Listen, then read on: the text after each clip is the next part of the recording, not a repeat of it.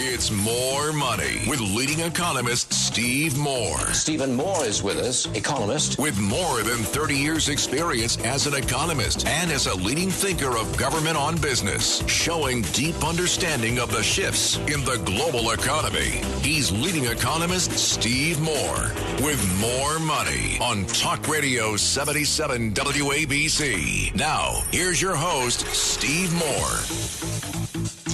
Hello, folks. This is Steve Moore. This is the More Money Show on Saturday afternoon at 1 p.m. Eastern Time. We are on every Saturday from 1 to 3 p.m. We're 2 hours now, folks, if you're just tuning in. And we're 2 hours because we've had such a fantastic run and have such a great audience that my great friend John Catsimatidis said, we need to make this a 2-hour show. So it is a great, great thrill and privilege for me to be on every afternoon with you. And by the way, sometimes we do pre-tape the show on Friday and then run it on Saturday. And then sometimes we run it live on Saturday. We are live today, folks. This is live radio. And this is something that's unique about WABC. I guarantee you, if you turn on a lot of these other talk radio stations, you know what you're going to hear? These boring infomercial that just go on and on and on about real estate or this or that. We're live. We have a lot of fun. We try to educate you and you educate me. That's one of the things I love doing the show. We almost always take your calls when we're live, which we are today, and we will take your calls later in the show. I'm going to give you the More Money hotline now for those who have something that you would like to say to our audience. That More Money hotline, and don't call now because we're not going to get calls for a while, but just write this down when you're ready to call in, 1-800-848-9222. That's 1-800-848-9222 or 1-800-848-WABC. So we're just thrilled to be with you. I wanted to mention a few things at the outset. One is I just find it almost comical to see what's happening on the Democratic side of the aisle right now. It just looks like Jill won't leave. She doesn't want to leave the Oval Office, does she? And you all know Jill has been running the show. Joe is just there for show.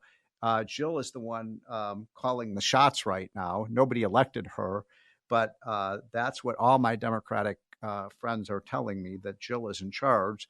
And she doesn't want to leave, even though Joe is obviously a liability for the Democratic Party. She is insistent that she's not leaving. And, there's a funny cartoon where Joe's, kind of downcast. And he said, Jill, I don't think I can do this anymore. And she said, shut up there and get back on the TV, channels. So it's an interesting situation where you have Donald Trump, who was so triumphant this week, and then the Democratic Party just seeming to come apart at the seams. I don't know if they can rescue this. All they care about is winning. So I think they probably will in the end of the day. And by the way, folks, I've been saying this for a year before anybody else was saying it, that Joe Biden would not be the nominee by the end of the day. And I think that is turning out to be true. I think that the odds right now that he will be the nominee is about 20%. In fact, the betting markets now have him only at about 30% that he will survive this. So an interesting development. Now, I was watching CNN, of all things, this morning, and I saw this really interesting interview with this Black woman who leads a group called something like Black Women for Biden. And she was on the CNN because she and her group that represents apparently a lot of Black women wrote this letter saying, don't you dare force out Joe Biden. Black Americans tend to like the job that Joe Biden has done. I don't know why. Trump was much better for Black Americans than Biden has been. But she said in this statement, I think it's really interesting because, I actually find myself in violent agreement with her on this. She said in her letter that was signed by thousands of well-respected Black women, it would be, quote, disrespectful to the voters, unjust and undemocratic to push Joe Biden out. You know what? She's right. It would be disrespectful to the Democratic voters. It would be unjust to Joe Biden and those voters, and it would be undemocratic. The Democrats basically want to have a smoke-filled room where the party apparatchiks basically decide who the nominee is. And that nominee, if it's not Joe Biden, is someone who got 0 votes from actual Americans. How is that democracy in action? These people are so fraudulent. So, yeah, the black women for Biden have it right. It's I'm going to say it again. I'm going to read this again. Disrespectful to voters, unjust and undemocratic to dump Joe Biden. Absolutely correct. Let me say a word about the shooting, because last Saturday we were live. I was on the show live, and we were on from 1 to 3.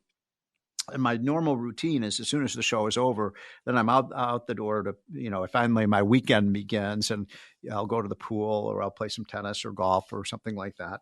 And so I had a tennis match lined up at about 4:00 in the afternoon. So I was in my tennis match and having a good time batting the ball around. And all of a sudden I got a call from one of my colleagues at work. And it's unusual for a colleague to call me late in the afternoon on a Saturday.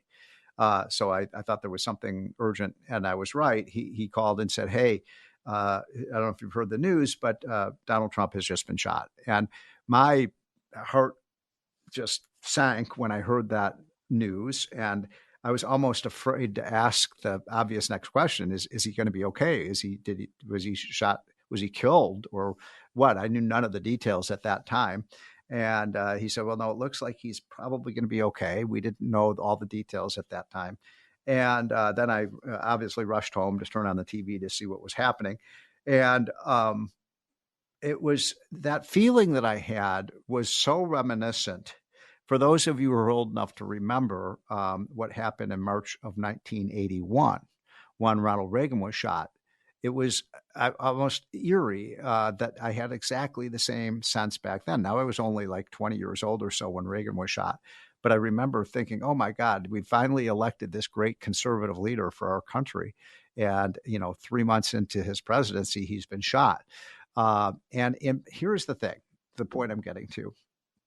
I feel very blessed in my life because I've been able to work for the two greatest presidents of the last 50 years, Ronald Reagan and Donald Trump. And in both of these cases, they were both shot at. And in both cases, if the bullet had been 1 inch over, in the case of Donald Trump and Ronald Reagan came very close to dying as it was from the bullet wounds that he suffered from the killer, and from the shooter. And in both those cases, 1 inch over, they both would have died. And I don't know. I'm not an especially religious person or spiritual person. I am a Catholic, but I do think there's something to this idea that the breath of God kind of blew those bullets over a little bit so that they didn't die, because our country needed them at the time. Boy, did the country need Ronald Reagan in 1981, and boy, does our country need Donald Trump now. So, this isn't a religion show, but I do feel, and look, everybody's entitled to their own opinion on that, but I do think there was a little bit of potentially divine intervention in both those cases. The stock market has rallied in the last 4 or 5 days. Well, it took off like a rocket ship on Monday morning after Trump survived the assassination attempt, and it was really strong Monday, Tuesday, and Wednesday. It sold off a little bit on Thursday and Friday, but overall, it was a really good week for stocks. We're back at the Dow is, I think, at 41,000 right now. And by the way, it's amazing to think about Dow at 40,000. And so there was a Trump rally. There's no doubt about it. And so the fact is, though, that I don't want people to, every time the stock market goes up, say, oh, it's the Trump effect, because what happens when the stock market goes down? And it will go down. It's going to, there are 100 factors that affect the stock market. Who the president is going to be is one of many. But, it might have been that the investors believe that it's more likely that we're going to see a rate cut from the Fed. We don't know exactly why the market goes up and down, as it does fluctuates over time. And so I just want people to be aware that I do think investors who are smart understand that Trump would be much better for the stock market than Biden would be. I mean, if you look at the Dow, the S&P, and the NASDAQ, all of them did a lot better when Trump was president, when you adjust for inflation. Remember, prices are higher by 20%, so you have to start with a 20% rise in your stocks just to keep up with the price of cost of buying everything. And so I think there's no question that when you look at all the data and the performance of these two presidents, this is the first time in at least 100 years that we had two people who had been president running against each other. So we can put their records side by side. And when you do that, Trump comes out on almost every measurement as superior to Joe Biden. One last quick thing before I take a break. By the way, we've got an incredible show today. I'm blessed by the fact that I am able to get really, really great guests for the show. So we have Doug Burgum coming up next. Doug Burgum, as you know, is the North Dakota governor who gave Trump a run for his money in those primaries. He's very close to Trump. I think he will be the chief of staff for the Department of Commerce secretary. And so I want to talk to Doug Burgum. Then we're going to talk to the greatest economist alive in America today, Art Laffer, at 1:30. And then in the second hour, we've got Hogan Gidley. You know Hogan. He was the spokesman for Donald Trump. I mean, these are great guests. I'm so excited to have them coming on the show. So we're going to take a 1-minute break. And when I come back, we'll be joined by the great governor of North Dakota, Doug Burgum. Don't go away. Drive into summer with the Honda CR-V and Accord, your fun-to-drive weekend getaway vehicles. From Honda, the 2024 Kelley Blue Book's KBB.com Best Value brand. So hurry in to the Honda Summer Event.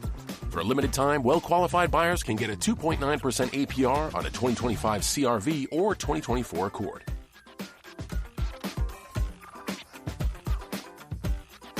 See dealer for financing details based on 2024 Consumer Choice Awards from Kelley Blue Book. Visit kbb.com for more information. Back-to-school savings are officially in session at Tanger Outlets. Shop tax-free August 2nd through 6th and save up to 70% off the latest school styles. The best of apparel, footwear, accessories, and more. Save at Nike Factory Store, American Eagle, Gap Outlet, Crocs, Under Armour, Banana Republic Factory, and hundreds more. There's always something happening. Discover the latest fun and events all season long. Tanger Outlets, your savings destination. It's More Money with leading economist Steve Moore. Stephen Moore is with us, economist. With more than 30 years experience as an economist and as a leading thinker of government on business, showing deep understanding of the shifts in the global economy. He's leading economist Steve Moore with More Money on Talk Radio 77 WABC. Now, here's your host, Steve Moore. We are back, folks. This is the More Money Show on WABC, and let's get right down to it because I'm so excited. We have one of the best governors in America, and we have one of the best Republicans and a guy who ran for president this time and really acquitted himself so well. I think America kind of fell in love with Doug Burgum. If he had been running against anybody but Donald Trump, I think he would have won that race. I got to know him earlier this year and was just so impressed by Doug Burgum. So, Doug, I'm so appreciative, Governor, of you joining us this afternoon. Steve, fantastic. Great to be with you, and thank you for all you've done for this nation and everything you've done to advance smart economic thinking in our country. You've lifted the lives of so many people with your policies. It's incredible. Thank you, Governor. So first of all, I bet a lot of our listeners, we have listeners around the country, but most of them are in the Northeast. I bet a lot of them haven't even been to North Dakota, Governor. So tell us about your state, how you got, how I don't know if you were born and raised in North Dakota. You've been the governor there. You built a successful business. Tell people about, how you got to North Dakota, how you built your business. Well, thank you. Yes, I grew up in a town, Arthur, North Dakota, 300 people. How many? And it's 300. Small farming community. And by the way, Governor, do you know do you happen to know my friend Dick Armey? Yes. Do you know North what town great congressman from Texas. Yes, and he grew up in a town called Can-Do, North Dakota. I don't know if you've ever been there. Yeah, I sure have. I've campaigned there, but yeah, they always say they've got a can-do attitude in Can-Do, North Dakota. but we similar small town. So this is a town where the only paved road is a state highway that went through town. Every other street was gravel, and grew up there. Did you like growing up in North Dakota? Yeah, I loved it because I spent most of my time outdoors between the jobs working at the farm, working the ranch, working at the local grain elevator. And that was fantastic. And then all the great friends, hunting, fishing, everything you could do. But it was great. I had great parents. My dad was a World War II Navy vet and had served on a destroyer in the World War II. Was he in the Pacific or was he in the European theater? Well, he was in the Pacific. He was one of the guys that signed up after Pearl Harbor. Wow. Had a college degree from North Dakota State, so they put him in the 90-degree. They called it the 90-day Wonder Program. They'd send him to the Great Lakes Training Station in Milwaukee for 90 days, and then they were building destroyers in Bremerton, Washington. Wow. Put him on the USS Wren. He didn't see my mom for 2.5 years. Lived to tell about it. There's 151 destroyers at Okinawa. 129 were hit by kamikazes. Oh my God! About half of those sunk. The other half with significant. Yeah. Damage. People don't. He made it through, and then came back to North Dakota and was raising 3 kids. And then he passed away of. What did he do for a living? He worked at the local grain elevator in town. Oh, and, wow!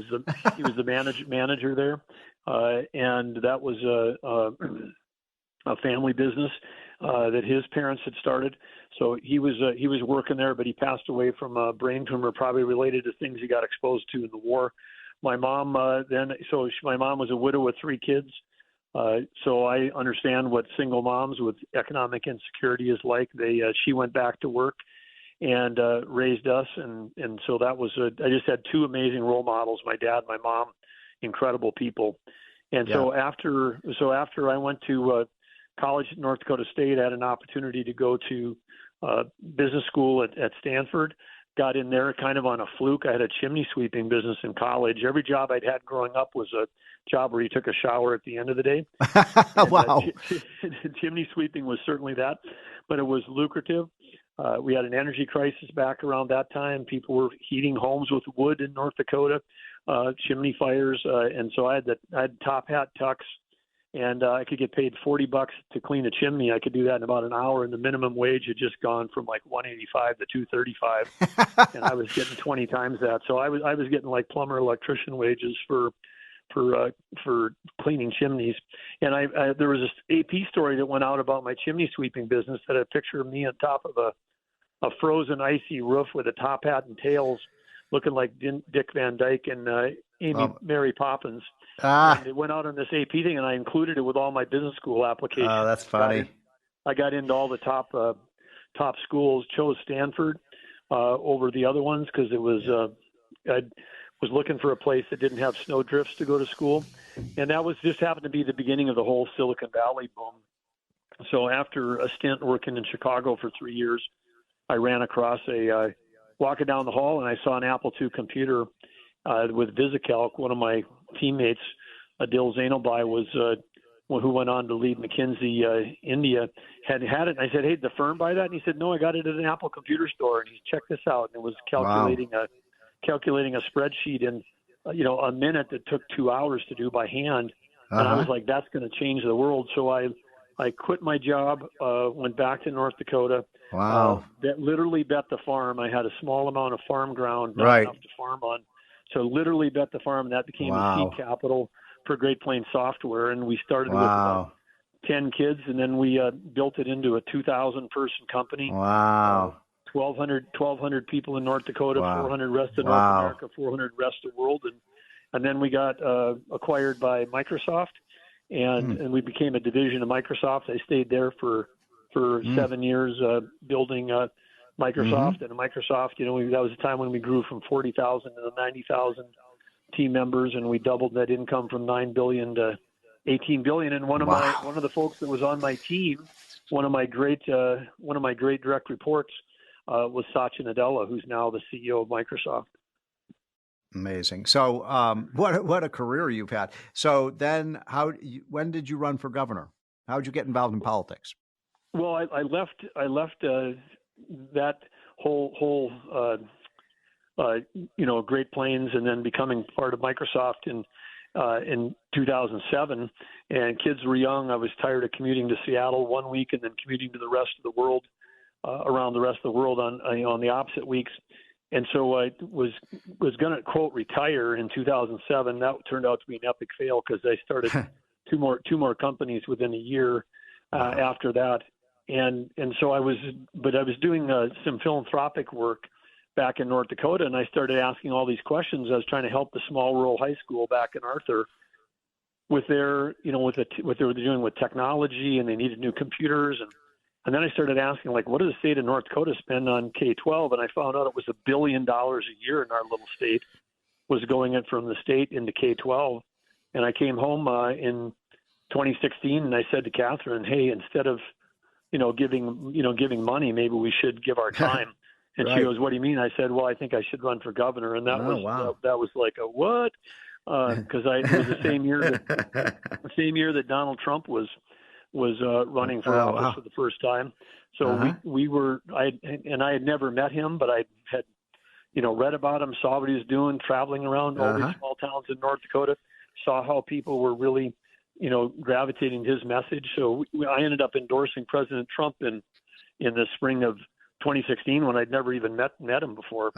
And we were down in January by over 50 points in the polls, and we ended up winning the Republican primary, coming in as an outsider without even the party endorsement. We won at 60-40 in June, and then went on to win in the fall, and that was. And you had never run for office before.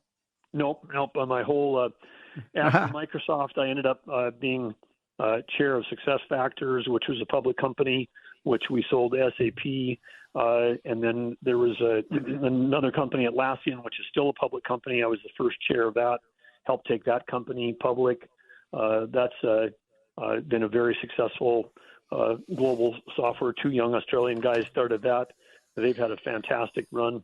And I had started a venture company. I was involved in over 30 different B2B cloud mobile software companies over that time period.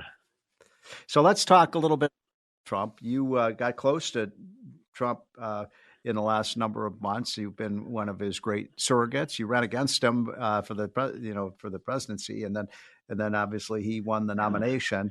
And you two have become close. What's your what do you think about Donald Trump? I mean, he's kind of larger than life in a lot of ways. But when you first met him, what was your impression? And I think you two are obviously you're very different in many ways, but you're very similar in the sense that you both are incredibly successful businessmen, and that's what we need in Washington. Yes. Well, it's been a great relationship with President Trump from the get-go. When we won the same night, what a thrill that was. We kind of knew we were going to win in North Dakota, but that night he beat Hillary Clinton. That was exciting because then it's like, wow, I'm going to get a chance to work with him as a governor. And he did so many things. I mean, he understood that the states created the federal government, not the other way around. They were cutting regulation, and you were part of that team. You're cutting regulation and just driving responsibility back to the states where it should be. And some of those moves were super helpful for North Dakota because our economy, we were moving towards value-added energy, value-added agriculture. We were doing a lot of things trying to attract capital and talent to our state. And during that time, I mean, that set us on a path, where today we've got among the lowest unemployment, the highest workforce participation. We do have the highest GDP growth of any state in the nation. We're among the fastest growing in terms of population, even though we're a big state, small population, but percentage-wise, we've had a great surge of growth in the last 10 years, and all that now is in spite of, because when President Trump, when we were working with him, it was like having this, beautiful breeze at your back. And then when Joe Biden got in, and the full-on assault on the energy industry. Yeah.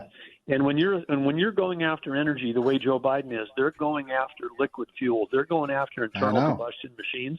Yep. And when you go after internal combustion machines, you're also killing agriculture, because the ag markets now in America are completely determined by the fuel component, ethanol and biodiesel, versus the food component. So if he kills the internal combustion machine, Joe Biden's going to cause a collapse in agriculture like we haven't seen, maybe since the 1930s. Governor, we have to take a quick break. Could I hold you over for? I'd love to ask you a few more questions, but I don't want to abuse your time. How are you looking? No. I'd love to stay on. Okay. All right. So we're going to take a quick break, folks. I'm talking to Doug Burgum, the great governor of North Dakota, who I think will be the chief of staff for Donald Trump when he becomes president. We'll be right back. This is WABC. You're listening to the More Money Show. It's More Money with leading economist Steve Moore. Stephen Moore is with us, economist. With more than 30 years experience as an economist and as a leading thinker of government on business, showing deep understanding of the shifts in the global economy. He's leading economist Steve Moore with More Money on Talk Radio 77 WABC. Now, here's your host, Steve Moore. Welcome back, folks. This is Steve Moore. This is the More Money Show, and it is my great privilege to have on with me Doug Burgum, who is the governor of the great state of North Dakota. It was one of the people who ran for president this year, and I think he probably would have won if it had not been for the fact that he ran into Donald Trump, who, of course, is the nominee, and I think will be the next president. But Governor, first of all, thanks again for joining. We've got about 5 minutes left, and I just wanted to ask you about, I think you would be Trump would be well served to have you maybe as his chief of staff or his director of the commerce in the country. Would you be willing to serve? Because I think you are so needed. And I want to make one other quick point, if I may, and then get your reaction. Have you been following what's going on with the transportation and the flights all over the country? Are you paying attention to that at all, Governor? Yes, for sure. Okay. Well, it is a disaster. I don't understand how this can happen in America in the year 2024. It just seems to me we've got an incompetent transportation secretary who's allowed this to happen. He can't even build. He can't even get these charging stations done with $6 billion. This is the kind of incompetence of the Biden administration that we have to get rid of. Well, clearly, and we've seen a lot of it across a lot of different Biden administrations. The anti-business approach to what they're doing. And whether it's a small family business or a large corporation across the board, it's just incredible. And in North Dakota, we're fighting right now, formally fighting 30 different rulemaking and mandate efforts back against the federal government that cover over a dozen agencies.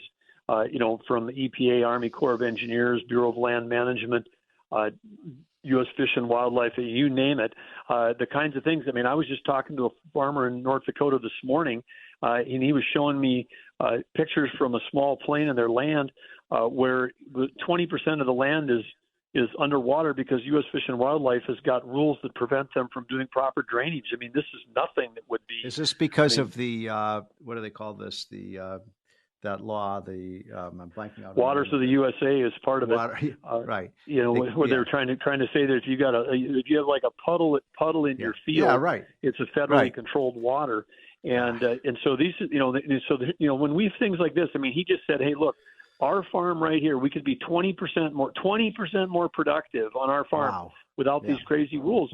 And part of this is getting the regulation back to the state level, back to the local level. Nobody cares more about the land, the water, the soil health than the people that are farming there. They're not trying to do anything to damage that or the wildlife. They understand these resources. But you got bureaucrats in Washington, D.C., burying our country, burying small business and regulations in places they've never even visited.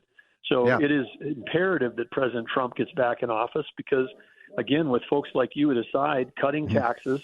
We've had the largest tax cuts in the history of North Dakota. We've been able to do that. At the same time, we've built up almost $30 billion in reserves because we figured out a way to actually, drive clean oil production, even carbon negative if you want that, with enhanced oil recovery, putting CO2 in the ground. We can give you a barrel of oil that's net negative in terms of CO2. What the federal government's trying to do with this EV mandates, which are ridiculous, that's over $900 a ton for every ton of CO2 avoided. We're doing it in North Dakota for $60 to $85 a ton. So if that's the problem, let us solve it 10 to 15 times more efficiently than the federal government is. Governor, I think that maybe you could move to New York or New Jersey and become the governor there. I mean, because they have such incompetent leadership in those blue states.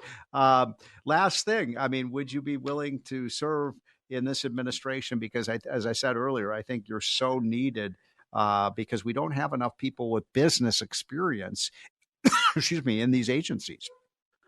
Well, yeah, business, and I'd say business experience, and then also now having an opportunity to run a state. I mean, you'll never see me as a senator or as a congressman in my life because right. I'm an operating guy, and the whole attraction to running for governor wasn't about I really want to be in politics. It was like there was so much opportunity. We cut the general fund in North Dakota by 27%. Wow. The first 4 months in office, $1.7 billion wow. we took out of it. An actual reduction, not slowing the growth, actual reduction we took out of there. Wow. And every train still ran on time. And I think with the coming of AI, there's an opportunity to drive efficiency in government like we've never seen because we can get rid of the mind-numbing, soul-sucking work. Baby boomers are retiring from government. We don't have to rehire them. We don't even have to lay anybody off. Just let the baby boomers retire and then don't fill the jobs and get have more meaningful jobs in government and more productive jobs in government for the few people that we need to actually do that work. Wow. Is that, by the way, if you were able to work with Donald Trump and do that in Washington, you're talking about close to $1 trillion in savings. And boy, would we need that. Governor Doug Burgum, you are a national asset. The country needs you. I hope you will serve with Donald Trump in a major capacity when he becomes president. Thanks so much for joining, folks. This is the More Money Show. We'll be right back with Arthur Laffer, the greatest economist in the country. It's More Money with leading economist Steve Moore. Stephen Moore is with us, economist. With more than 30 years experience as an economist and as a leading thinker of government on business, showing deep understanding of the shifts in the global economy. He's leading economist Steve Moore with More Money on Talk Radio 77 WABC. Now, here's your host, Steve Moore. So, folks, it is a real pleasure to have Art Laffer back on the show. You all know him as probably the world's greatest economist, and certainly the most famous. You all have heard of the Laffer curve.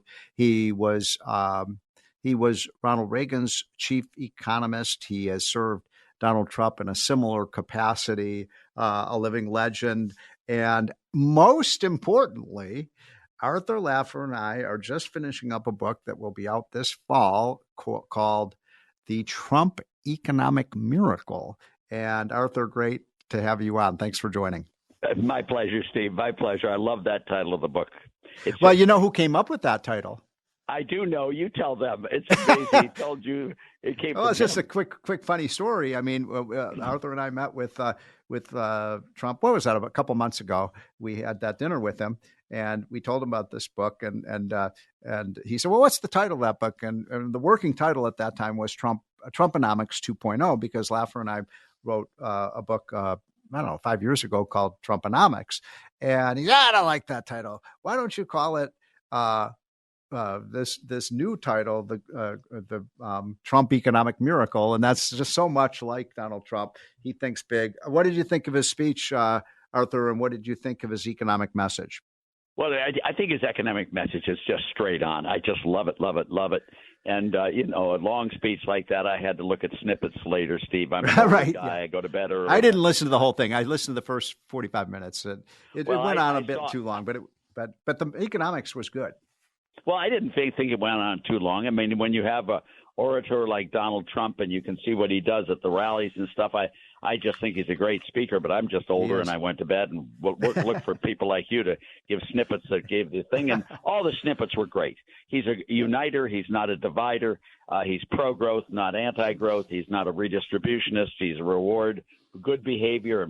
And that I just love. And, he wants to drill, baby, drill. He wants price transparency for health care. He wants tax cuts. He wants spending restraint. He wants freer trade. I mean, all of this stuff, it's just great. I just love what he's doing. Let me go back to that last point you just made, because one of the reasons I wanted to bring you on is there's kind of a debate going on about what Donald Trump thinks about trade. He is, sometimes he calls himself tariff man, and he's proposed this 10% across the board tariff. And some of our free trade friends that are, you and I are free traders. So you think that Donald Trump is a free trader?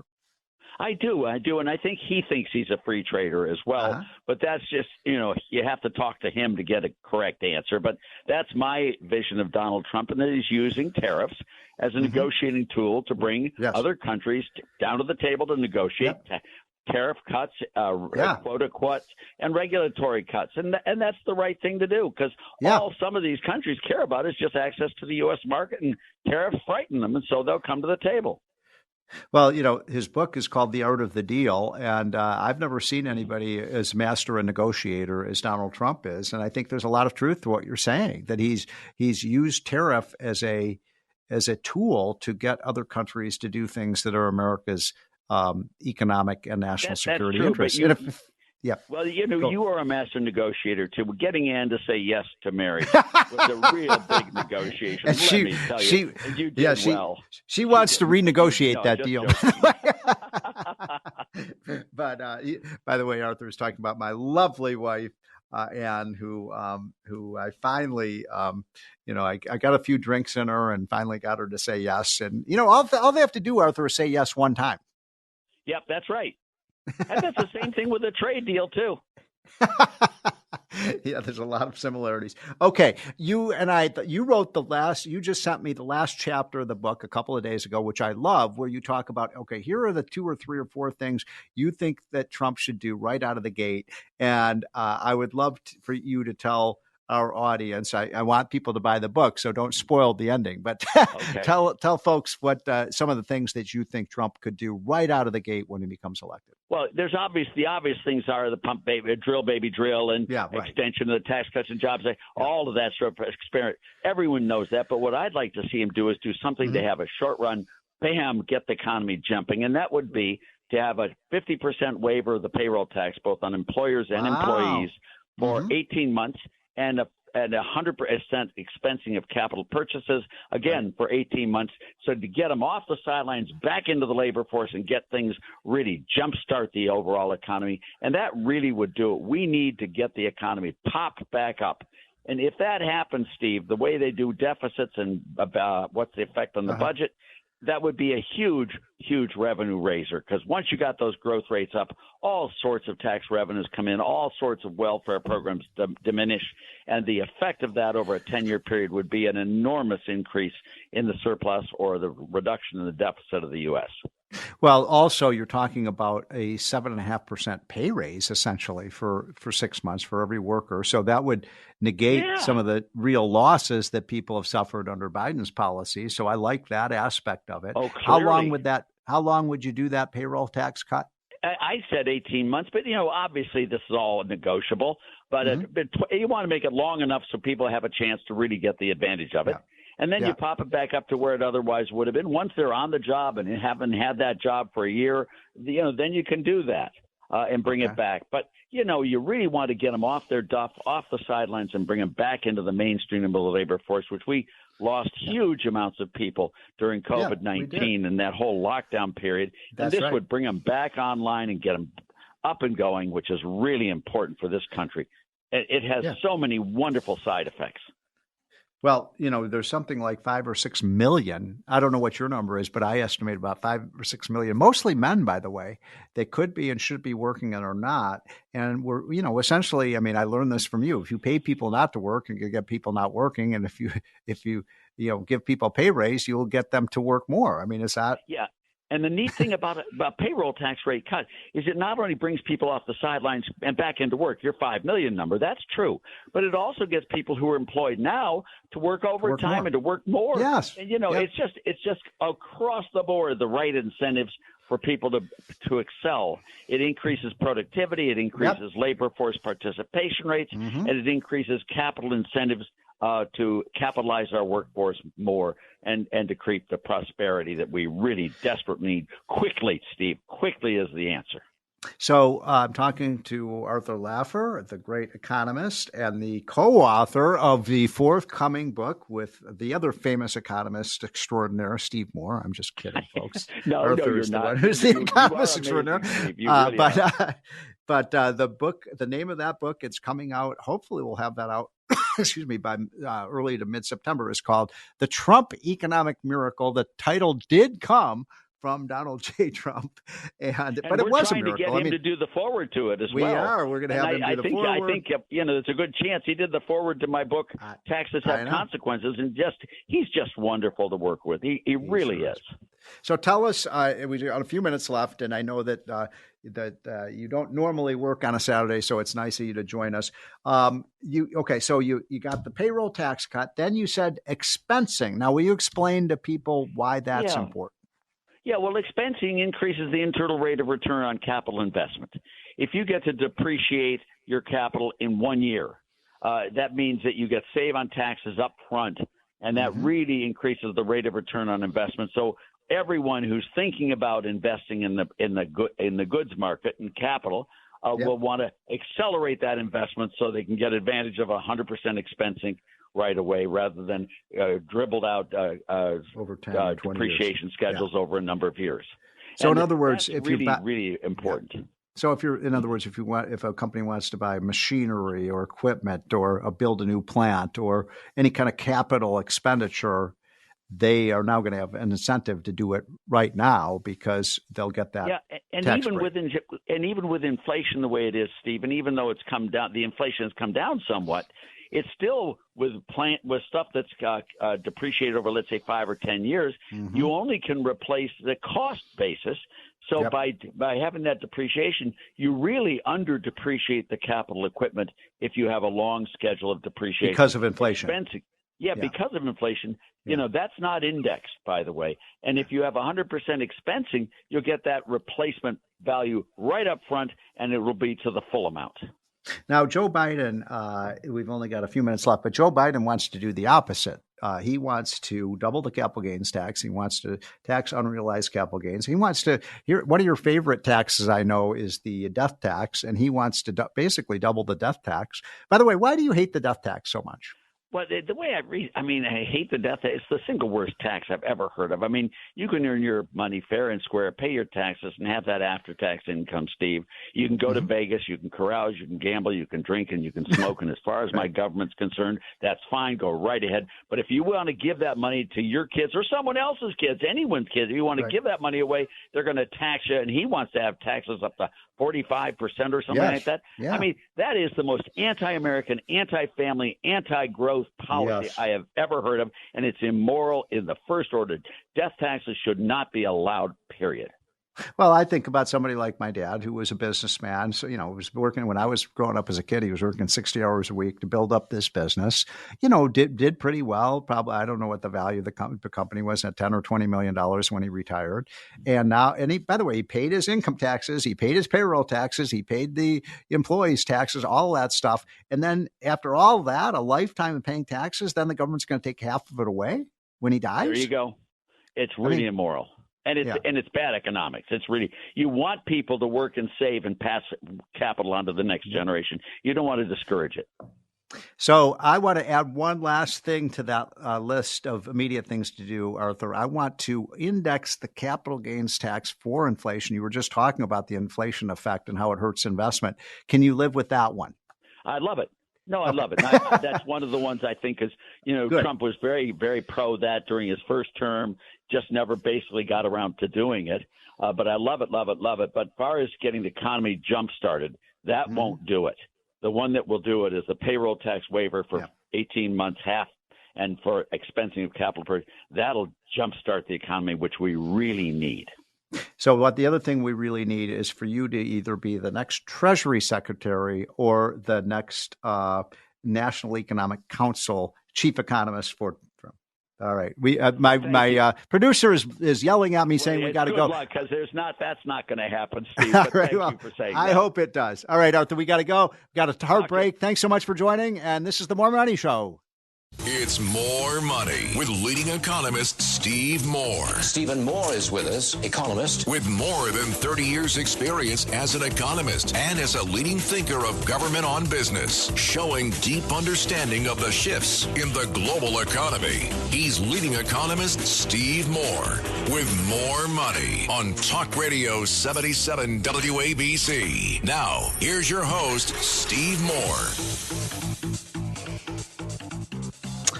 Welcome back, folks. This is Steve Moore. This is the More Money Show. And we were talking earlier about the fact that our transportation system is essentially shut down.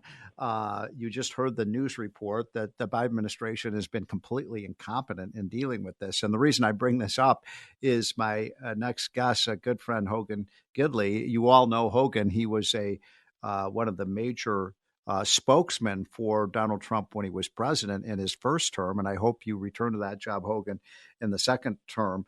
But first of all, I mean, you were telling me you're stuck in the Atlanta airport. You had to sleep there last night. These kinds of screw ups did not happen when Donald Trump was president. No, they didn't. But listen, I don't know if you're worried at all. I'm not. I'm sure Pete Buttigieg has this all right. ready to. He'll be down with his hard hat and his little orange vest in no time. But well, he's going to be there on his bicycle. Yeah, that's right. After he takes a plane and a gas guzzling SUV, then he hops on that bike the last 500 yards. Listen, it's a disaster. Everyone here is really cranky and upset, and for good reason. Yeah. Did you actually have to sleep in the Atlanta airport last night? I did. I didn't sleep. Oh, though, I'm so sorry. No, my that's flight horrible. got canceled at 3 a.m. and then I thought, well, why leave? Because I can try to take one of those first flights out, of course, and then that didn't happen. So we've been kind of all sitting around. There are reporters here, and they all know how bad it is. So look, hey, that's part of it, and it's still not taking me down off that high we had. Right, exactly. Well, I just want to point out, though, that I want to reemphasize this point, that you've got basically a guy who was a star in business, built things, ran great companies, and then you've got a guy who's been in politics for 50 years, who knows nothing about business, nothing about how things work, and you get these kind of, I mean, this just should not happen in America in 2024. And the fact that you have people like Pete Buttigieg, who knows nothing about transportation, is running the show. I mean, it's a perfect example of why we have to bring in a new administration. Donald Trump is a great businessman himself. I just had on the air before you came on Doug Burgum, the governor of North Dakota, a very successful businessman. I'd love to see him. Maybe he could. I bet he would turn this thing around too. So anyway, it's terrible though. I really feel for you. So tell us about what you thought was. Well, no, hold on. I've been asking. I've been wanting to ask you this for a long time, Hogan, and I know my audience wants to know this too. When you were the essentially the press secretary for Donald Trump. When I used to go to those press I would just observe them, and I went to a couple of them in person, and I was struck by how hostile, I mean, openly hostile the media was to Donald Trump. I had never seen that before. Even when Ronald Reagan was president, it wasn't like they were seething with hatred for him. And am I exaggerating that? Oh, no, of course not. And now what you have is a complete inverse. So all the data and metrics showed 93% negative coverage against Donald Trump. And when you had record-setting success in the economy with record high employment for African Americans, Asian Americans, Hispanic women, you'd think they'd have one or two good stories in there, but nope. They did 93% negative coverage, and we had a couple of folks in that briefing room who were fair and would ask some good questions, Fox, Newsmax, and others. Right. But everybody else was against this. Now it's the complete opposite. What you have in that room are a bunch of folks who basically just take dictation from whatever the White House says. They don't push back. They write whatever, and carry the water, however Joe Biden administration asks them to do. And so I find it funny to watch Joe Biden now find himself, when a journalist asks a real question, he had to know how to answer it. When Karine Jean-Pierre gets pushed at all, she had to know how to handle it, because they're never pushed on the left, because ideologically they're in total line with the press. So it's a complete difference in what we had, obviously. So when you were doing that job, and you did it masterfully, almost every question you were asked was hostile. Sure. Oh, 100%. Yeah. They didn't like the policies, so they're in line with the left right off the top. So every question was tinged with at least some bit of bias to their own mentality. They couldn't just report the story. They had to do it negatively, regardless of what the issue was.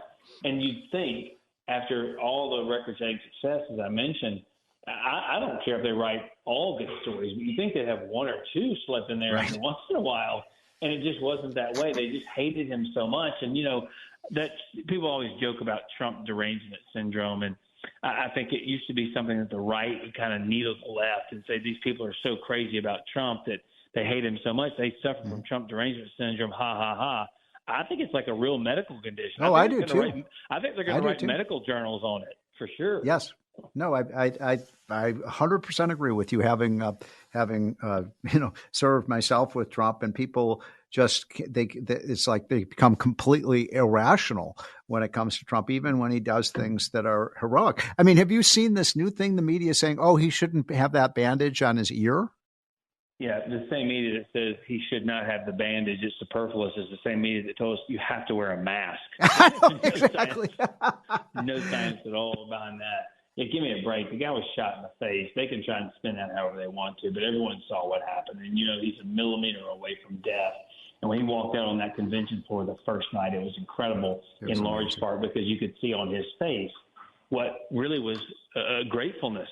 Not just to the people to the people in the crowd, not just the folks who were cheering his name, or that he picked a vice president, the nominee was finally done, or his nomination was formalized.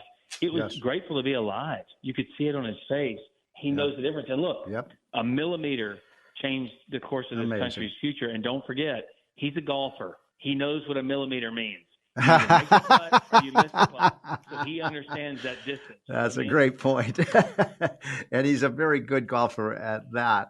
I've had the honor of playing golf with him, and he's just by the way, I don't know if I ever told you my golf story with Donald Trump, but I was very nervous. I was playing in one of those scramble events with a bunch of other people. And I was so nervous. And I just went up to him and I said, "Mr. President, I just have to tell you, I'm not a very good golfer." And he stuck his big hands on my shoulders. He's a big guy, as you know. And he looks right at me. I said, "Steve, I don't care if you're a good golfer or a bad golfer. All I care about is that you play fast."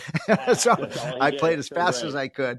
But he, by the way, he is really a good golfer. I mean, he hits the ball a ton, and he's a good putter. Speaking of millimeters, so I wanted to ask you, if I could, Hogan, about the story that was. I think this is one of the biggest cover-ups in the history of the United States with respect to the media. And by the way, I'm talking about the media covering up a story, which is Joe Biden's mental health, and they covered up the story for at least the last 18 months. It's amazing. None of the news outlets were reporting what those of people around Biden knew was that he was not. And by the way, I'm not being derisive. We're all getting older, but can you believe this? I mean, how could the media be in such a massive cover up?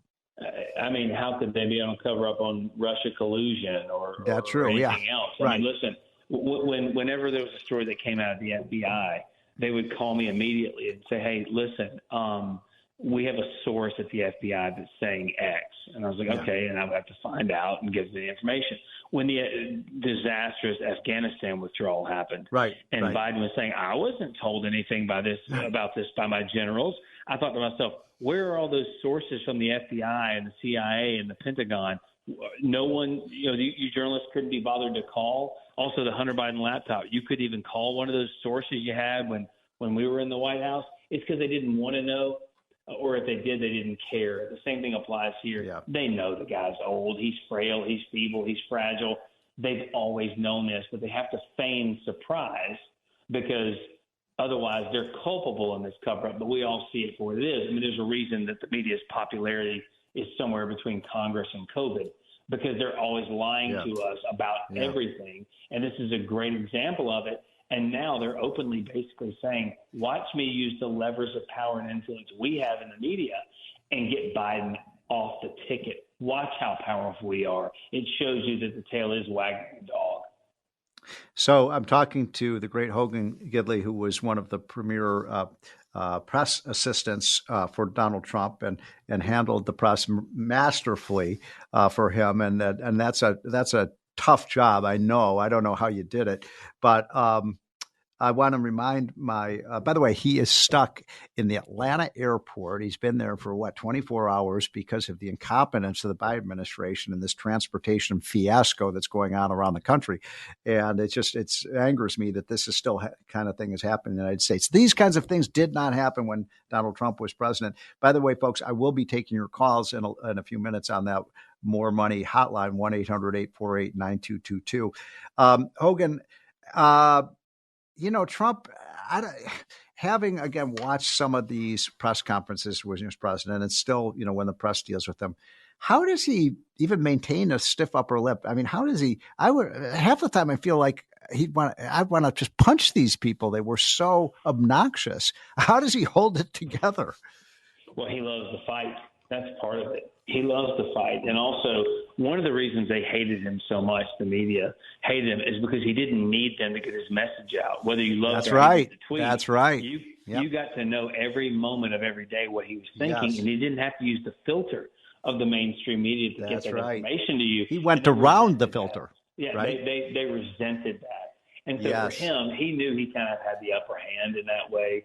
It's still frustrating when you're sacrificing all he sacrifices to try and make people's lives better and accomplish really good things to the American people, and the media don't even report it accurately, much less write a good story. I know it's frustrating to him because we've talked about it many times. But he asked me one time, he said, who's the worst and which ones are the worst to us? And I try to say it's the ones that try and portray themselves as real news outlets when they're actually giving you biased or opinionated information. Those are the worst. If it's an opinion show and they're giving opinion, that's fine because you know that. It's the ones that try and be high and mighty and pretend as though they're the paragon of journalistic virtue, but instead they're the ones actually giving all the opinions. Those are the ones that are most dangerous to the American people. And these are the ones who accuse Trump and people like you and me of distributing misinformation or disinformation. And they're the ones who are actually doing this. So last question, Hogan, and I'll let you go because I know you're stuck there in the Atlanta airport, is how do we fix it? How do we fix this media? I mean, you're right in all your criticisms. It wasn't like this, 25 years ago. Is the media fixable? It's supposed to be the fourth estate. They're supposed to be telling us stuff, and they're covering up things. The legacy media probably not, but I'll tell you the reason they're kind of trying to mind their P's and Q's at least a little bit better is because of shows like yours and other outlets that are more conservative based. Right. I mean, when you have the emergence of something like the Daily Wire or Newsmax or Fox News or RAV, Real America's Voice, then all of a sudden they have competition. And they don't like competition. They like to be the only ones out there saying, what they think is real. But when you have so many other outlets now emerging That's a great and point. Younger outlets coming out, then all of a sudden they have to realize that they're losing viewership. And it's because they've been lying to people for a long time, and the American people are fed up with it. They want news. And look, news has basically become the editorial page. You turn on to be affirmed or you turn on to yell at the other person. Right. Right. There are very few news outlets anymore, but with the emergence of conservative media, it really is putting kind of a gut check on the whole process now. I think that's a great point. We're on WABC radio. We're the number one talk radio station in the country. And it's because I think people turn to us exactly for that reason, Hogan. They do not and cannot believe the mainstream media, and they are able to turn to. By the way, conservative talk radio isn't really that old. It's only about 25 years that we've had this. Well, Hogan, you are a great American. I can't wait to be working with you again in Trump 2.0. And I hope you get home safely because there's nothing worse than being stuck at an airport. That's Hogan Gidley. Me too. I feel like a Cub reporter out for the Steve Moore show out here in the there you go. Reporting live from the Atlanta airport. Right. Well, thank you so much, Hogan. We'll be right back. This is the More Money Show on WABC. It's More Money with leading economist Steve Moore. Stephen Moore is with us, economist. With more than 30 years experience as an economist and as a leading thinker of government on business, showing deep understanding of the shifts in the global economy. He's leading economist Steve Moore with More Money on Talk Radio 77 WABC. Now, here's your host, Steve Moore. Welcome back, folks. This is the More Money Show. I always say every week that I'm far from being the greatest radio talk show host, but I am very proud of the fact that I get some of the best people to call in, both our people who call in on the show, but also the guests that we have on. We've had on already. We had Governor Doug Burgum of North Dakota. We had Art Laffer, the famous economist. We've had Hogan Gidley, who my heart goes out to him. He's stuck there in the Atlanta airport because of the incompetence of this administration. I mean, these people couldn't run a 2-car parade, and they're in charge of our country. And these are the people who screwed up, by the way, the security last week when Donald Trump was so tragically shot. And so it's just a privilege to be on the air with you. I know we have an audience that is all over this country. We get people who call in all the way from Georgia, all the way up into Maine. We had people last week that called in from Seattle on the other side of the country. So it is just a real privilege. And I always say I have the smartest audience.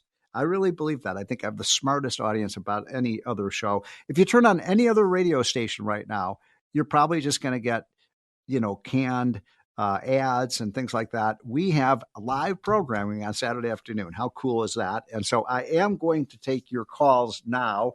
I think the producer said that my producer, by the way, is Christian, and Jackson Avery is also in my office here in Washington, D.C., where we record the show, but we're live today. And so that 1-800 number for the More Money hotline is 1-800-848-9222. I'd love it to hear from some Democrats. And I know I want to hear from Democrats about whether you think it's time to throw Joe Biden out. And I'm not a Democrat, so I'm not going to make that decision. But if you're a Democrat, please call in 1-800-848-9222 and tell our audience why you think they got to get rid of Joe Biden and Jill. Or why they should keep him, because that is the question of the day for the whole country. And I would like to hear your wise voices on that. In the meantime, we have a couple of people who have been waiting very patiently. And let's start, Mr. Producer Christian, with Nick from New Jersey. Hey, Steve. Hi, Nick. Current growth matches the deficit, it seems like, but only a fraction of the growth is taxed. So we'll still need to Wait. Say that again. I couldn't quite understand you. Say it again. Current growth matches the deficit, but only a fraction of the growth is taxed. I'm not sure what you mean by that. What do you mean? So Art Laffer is right that you can grow your way out of the deficit. Yes. But only a fraction of the growth is taxed. So we just. Oh, I see what you're saying. More. Yeah. Okay. Right. So what is your point? So my point is that we need to do more taxing, because it seems like cutting spending is a pipe dream. Possibly taxing corporations as individuals, removing tax deductions, and maybe adding a top tax rate for above $1 million to maybe 50%. That might cover the deficit.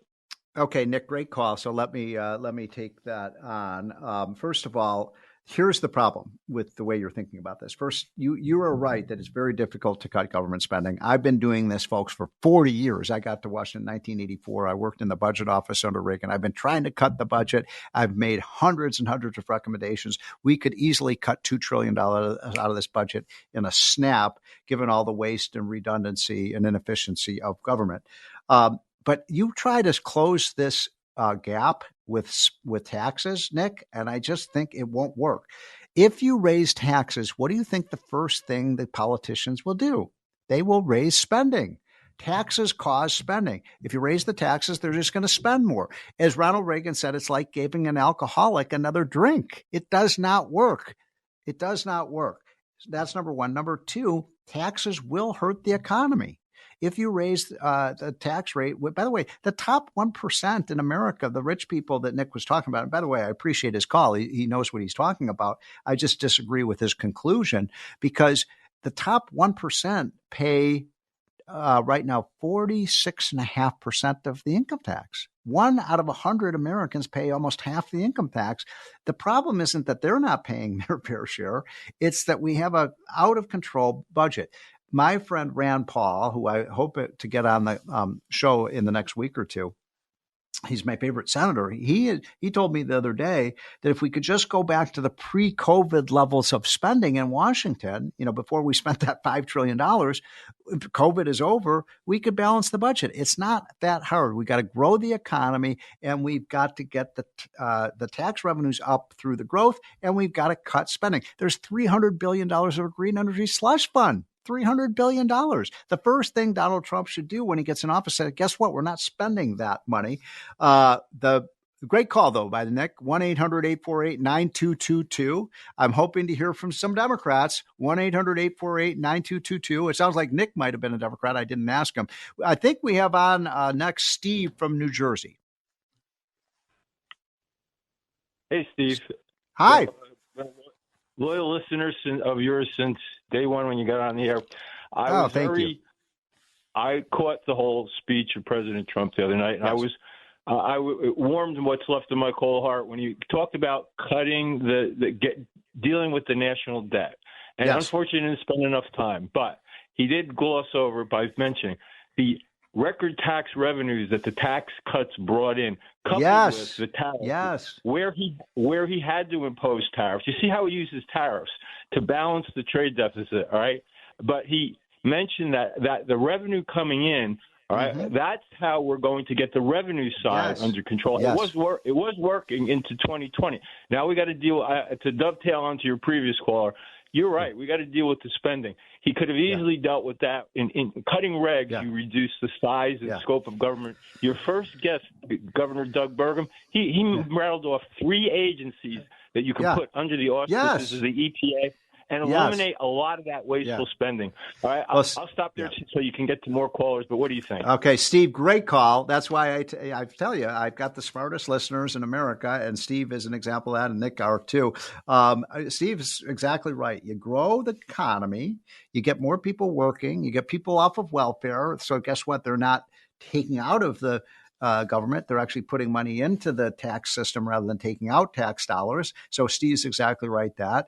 And then you just start cutting the spending. There is so much waste. I mean, Medicare and Medicaid, Trump is right. We should not cut people's benefits, but my God, people are ripping off the system. Put those people in jail, get the money back. How much money was stolen from COVID, for goodness sakes? So I could go on for another 20 minutes telling you of all the why do we have a Department of Education? Why do we have a federal Department of Education? Somebody show me how that has improved our schools. Because guess what? We've had this now, let's see, since 1978. That's 45 years or so.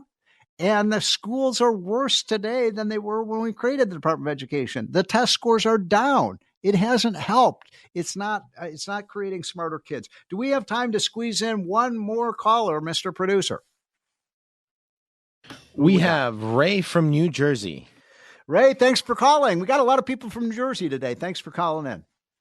Well, thanks for having me. I have a real quick question, and it's kind of self-serving, but how about an incentive for 401k holders if they take the money out to pay off their primary mortgage of their 401k that they don't get taxed? Maybe that would create some incentive and free up the help out the working man a little bit. Ray, a great call. I've got to cut you off because we've only got a minute left before our break. But again, great idea. Folks, with the Dow now at 40,000, I've been an advocate for 30 years for letting people take their Social Security payroll tax money and putting that into a 401k plan. And if we had done that, when Steve Forbes and I started talking about this 30 some years ago, if you're a retiree, your average Social Security benefit is about $1,800 a month. If you would put that money into a 401k plan, an index fund, you wouldn't be getting $1,800 a month. You're getting $5,000 or $6,000 or $7,000 a month, and you would be able to give $1 million to your kids when you die. So let's convert Social Security voluntarily. People want to do it. Instead of paying the tax, they put it into a 401k plan, and they will have real security in their retirement. We got to take a quick break, folks. We'll be right back. This is the More Money Show on WABC. It's More Money with leading economist Steve Moore. Stephen Moore is with us, economist. With more than 30 years experience as an economist and as a leading thinker of government on business, showing deep understanding of the shifts in the global economy. He's leading economist Steve Moore with More Money on Talk Radio 77 WABC. Now, here's your host, Steve Moore. Welcome back, folks. This is the More Money Show on WABC. This is your host, Steve Moore, and we are live. We are live and in color today, unlike all the other stations that have recorded programs or else, infomercials. We are talking to real people. We had great guests today, and I know, Christian, that Mike from New York has been patiently waiting to come on. So let's take the call from Mike, and then I'll introduce my next guest. Mike, what do you got for us? Hi, Steve. Congratulations on your second hour, but I think I know the reason. Your flow in your communication with your guests is uninterrupted by commercials constantly. There you go. All your competition. Yes. And in doing so, we are able to enjoy the flow you have with your guest. Thank you. But we learn so much more because it's not a hit, miss, start, stop thing. My question is, the president proposed cutting tips on Ubers and cutting the tax, and barbers and such. Cutting the tax. Is, will that be subject to a constitutional question from others in the workforce who don't get the break? It looks to me like, even though I have 3 tip receivers in my family, and I would appreciate that, if I'm not paying my student loan and I get forgiveness and somebody else paid it off, they think they got screwed. And it's going to look that way to workers who are not taxed. So would there be a constitutional question? And then would it survive court challenges, in your opinion? And thanks for your answer. Thanks, Mike. I appreciate the kind words. And as I said, we have such smart listeners with great questions and great comments. I am not a constitutional lawyer, so I'm going to ask that question of my legal friends, but I'm just going to address the economic aspect of this, which is tip. My first job was a car parker. I was a valet. And boy, that was a fun job. I was like 17, 18 years old, and I'd get to drive these incredibly cool cars, Porsches, and, because it was at the Rich Country Club that people would pull up in these, Rolls Royces and so on. And we got to drive those cars on. That was a lot of fun. But, we lived on tips.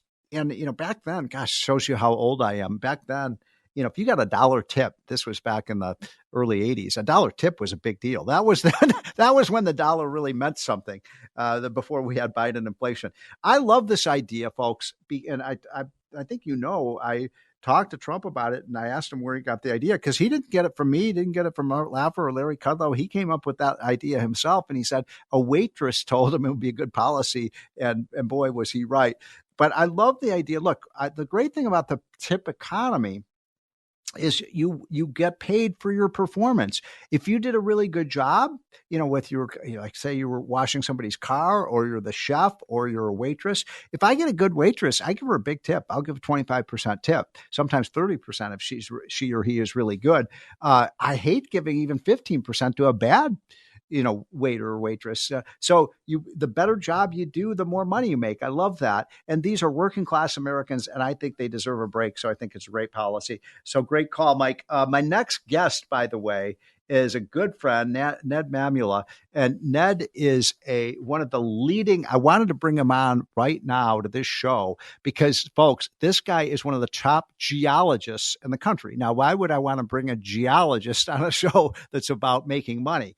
And the answer is because we have trillions of dollars of minerals and energy resources in this country that we are not getting access to under the Biden policies. This is craziness. We should be using our natural resources. Ned, you are one of the top geologists in the country. You were one of the top geologists at the Interior Department.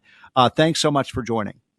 Steve Moore, it's my pleasure to be with you, and always great to talk about this very important issue to our country. Now, I bet that, thank you, Ned, and I bet that a lot of our listeners don't know a lot about this because we don't talk about it, and that's why I was so eager to bring you on, because you are an expert on this. So, first of all, let's start with this. The United States, would you agree, is incredibly endowed with natural resources and minerals in this country? Steve, no doubt about it. Listen, I'm a hardcore scientist, okay, but yet when I look at a geologic map of our country, to me, it's almost a spiritual experience, because I look at that and I say, there's no other country on this planet that has the endowment, and it's actually called a mineral endowment, like the United States. Unfortunately, Steve, a third or more of that endowment is on federal lands, and we can't get to it under this administration. Why? Well, look, they don't want mining to proceed because of whatever reason. Why? I feel like I'm pulling my hair out. I don't understand the logic of this, because when I got together, you and I had lunch a week or two ago. This is the smartest guy, folks, on what's going on with mineral resources. And you were saying, because we're not mining for it, we have to get these precious minerals from, China, some countries I've never even heard of before that are not friendly to the United States, Russia and other countries that are enemies of the United States. Why in the world aren't we using our own resources? All right, let me give you a 20-second synopsis. Starting back in the 70s, we had the passage of the law that created the Environmental Protection Agency and NEPA, National Environmental Protection Act. Okay, that's 50 years plus ago, Steve, and from that time till now, mining and our extractive industries on federal land is discouraged, and the prevailing theory is up on the Hill and in the White House, both administrations, hey, let some other country mine their products and send them to us. Why should we tear up our land? Let's keep it for future generations. Let's preserve it. But preserving something is wrong. You want to conserve, but you don't want to necessarily preserve, because that means you have no access to it, and it does you no good. So I want to be clear, because you and I are not talking about, Yosemite or Yellowstone or, next to, we're not talking about the great national parks that, are the most beautiful places on the planet. Many of these are in very isolated areas that we have obviously we have coal, we have all sorts of other precious metals that you need, by the way, right, Ned, for if you want to do the green energy stuff, if you want battery, lithium. Do we have that? Do we have cobalt? Yeah, again, Steve, we have everything you can imagine in abundance. When people say, our country doesn't have cobalt or we don't have enough tin or tungsten, I tell them, look, you mean we don't have enough on the 19% of this country that has a geological map on it. Only 19%, Steve. 1/5 of our country has been mapped by geologists. 4/5 of our country is wildly unknown. No one knows, okay? So to say you can't go on there and map, or you can't go on the part that's been mapped and develop mines is just, it's silly. It's tanking our economy, and it's making imports from China just spike, and we're getting really hit hard now geopolitically. I mean, I'm a scientist now, but this thing is spilling over into geopolitics and politics, economics, and it's just crazy. And Ned, I think it's spilling over to our national security, right? I mean, it's not good for our national security that we have to depend on these countries for these minerals we need even for our defense systems. Well, it's deep into national security, and this is this topic of my new book. Basically, it's called, and it's forthcoming here probably this fall, it's called Undermining Power, How to Overthrow Mineral, Energy, Economic, and National Security Disinformation. We're getting hit with all kind of disinformation. Minerals aren't important to our national security. Listen, without minerals, you can't make metals. Without metals, you can't have national defense. If we want to put a kinetic munitions downrange, you need metals, okay? You need metals for night vision goggles. You need metals and minerals. Right. Cruise missiles, all these things. And guess what, Steve? We're importing, most of, if not all of these critical minerals, especially the rare earths, from China. So we're getting today, I did some computations before this call. Yeah. We're getting 70% of our imports basically from adversaries. China, Russia. You showed me the chart, Ned, when you and I had lunch. Friendly. So, I mean, we have some problems. And, I know. When you and I had lunch, you showed me the charts, and my jaw just dropped. Folks, we're talking about something that is stupid for our economy, stupid for our national security, stupid for our environment. By the way, let's go back to the argument that the left makes. Oh, we can't do this because it's going to despoil the environment. We have the cleanest and the best standards, environmental standards of any country in the world, don't we? We do. And, it's so unfortunate because people are, again, Steve, to say a point I mentioned a minute ago, people are making conscious efforts saying, well, let's import instead of mining instead of tearing up the United States. These are their words. It's just so silly and amateurish. Oh, instead of tearing up the United States, let's import from other countries, and that'll be how we'll handle it. But it's well, no they good for probably they're also probably using child labor and all sorts of things. Well, right? that's it. That's part of the mix, child labor. But here's the thing: the other countries from whom we're importing have torn their environment up just crazy. So, in other words, you're kind of a hypocrite if you're saying let's preserve our environment. Let's preserve the planet, but some other country X who we're importing from has just ripped their environment up. Hey, you don't see that and you don't think about it, but it's it's total hypocrisy to not want to mine here and expect others to mine their lands and send it to us. This is not good, and we look like fools on the world stage. So I am talking to Ned Mamula, who is probably the top geologist in the country, and this is a kind of a new thing, folks, but I wanted to bring in Ned, because you can tell he knows more about this than just about anybody else. And we have a policy right now that does not put America first under Joe Biden. So basically, Biden has shut down the mining industry, hasn't he? He shut it down, and there's three things I want to mention for your audience so they understand how he shut it down. Yes. Number one, mining permitting, Steve, is just, I call it a labyrinth. It is impossible for these great American mining companies to do all the permits, to have everything at the state, at the local, at the federal, at the national. Yeah. It just sucks up so much of their time. The second reason and way they control is by environmental lawsuits. If once they get a permit, they just get sued, and now they can't mine. And then the third and most pernicious way is when the federal government actually withdraws federal lands from any future mining ever in perpetuity. Yes. And these people aren't dumb. They hire geologists like me, and they say, hey, listen, does this area have minerals? Yes, it does. It's very rich in minerals. Oh, okay, let's make it a national grassland. See what I mean? I do.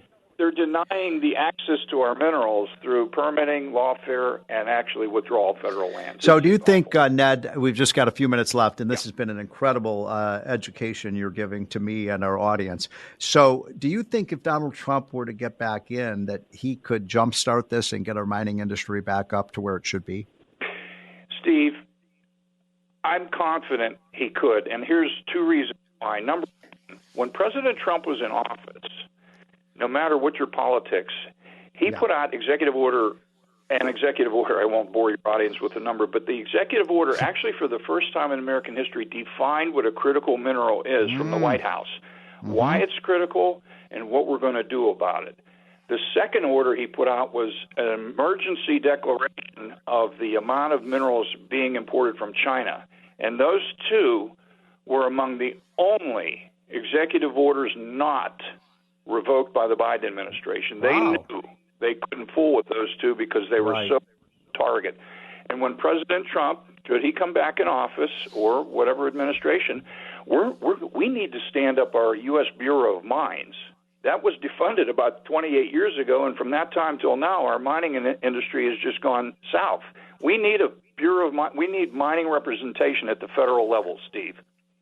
So when we got together and talked off the air about this, you you had done a study for us about a year or two ago at Unleashed Prosperity, and I believe you estimated that the value, I mean, you ready for this, folks? The value of these minerals that are under the ground, it's like we're sitting, like there's a massive treasure chest right below our feet, and these idiot liberals won't let us get at it. I think you said it was, the value could be $2 trillion or something, or $2 or $3 trillion. Steve, the National Mining Association here in Washington, D.C. estimated that the minerals in the ground on federal lands is something approaching $6 trillion. $6 trillion. $6 trillion. Steve, I want you to buckle up now. Are you ready? Yes. That $6 trillion only talks about the federal lands that have been mapped. So you can pretty much say 1/5 of our minerals is worth $6 trillion. So you want to take that times 5. You're wow. Yeah. So it almost eclipses the national debt, the wealth that we have in this country. And again, so this is the point, Ned, and I so appreciate you coming on, and we're coming to a hard break. But okay. I want to first of all, folks. Ned, what's the name of the book that you've got out now? It's called Groundbreaking, is it? Okay, Steve. 2 books from Ned Mamula on critical minerals. Real quick. Yes. The first one, Groundbreaking, America's Quest for Mineral Independence. It's out there Fantastic now on book. Amazon. Just Google Groundbreaking Ned Mamula. The other book coming this fall is called Undermining Power, How to Overthrow Mineral, Energy, Economic, National Security Disinformation. And it's all about critical minerals and the importation of them from China.